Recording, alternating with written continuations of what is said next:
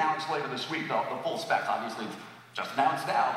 But what I've got here is a USB 2.0/3.0 demo. So this has 2 drives inside of it. The one on top that I have open is USB 2, and the one on the bottom is USB 3. Now I'm going to copy a 1 gigabyte, I'm going to select, and copy, sorry, I've got to stay out of the way of the camera, a 1 gigabyte file here, and you can see the new progress indicator. And while that's copying, I'm going to grab a 1 gigabyte file from my USB 3 drive and show how much faster USB 3 copies. So that's like... And we built this in.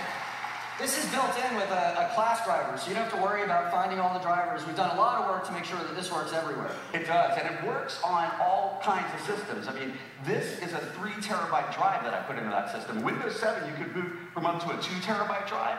Windows 8, you can boot from a 256 terabyte drive.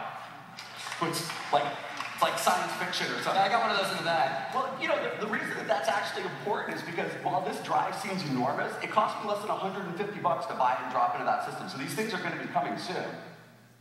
Another system that's a little bit extreme is my DX11 graphics system. I love this thing. This is great. This is like ice over here. It's not like ice. It's like lava, actually, on top. Because what I have is I have 3 NVIDIA GTX 580s, DX11 graphics card, 3. They're linked together, they're running in SLI mode, hooked up to all the water cooling. But what this system is capable of doing on DX11 is turning about 700 watts of electricity into about 4.7 teraflops of computing power.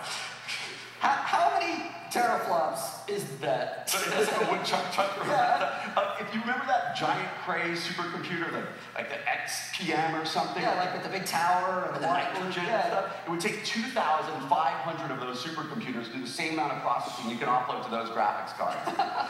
It's actually... And then it's just Windows. It's just Windows running out. But that sounds crazy, but it's actually useful. With the Direct Compute API, you can offload any kind of massively parallel calculation, scientific calculation, modeling, all to that. And research labs are filled with machines like this. Sure, and dorm rooms, because they're also awesome for the most unbelievably realistic and violent games you've ever seen.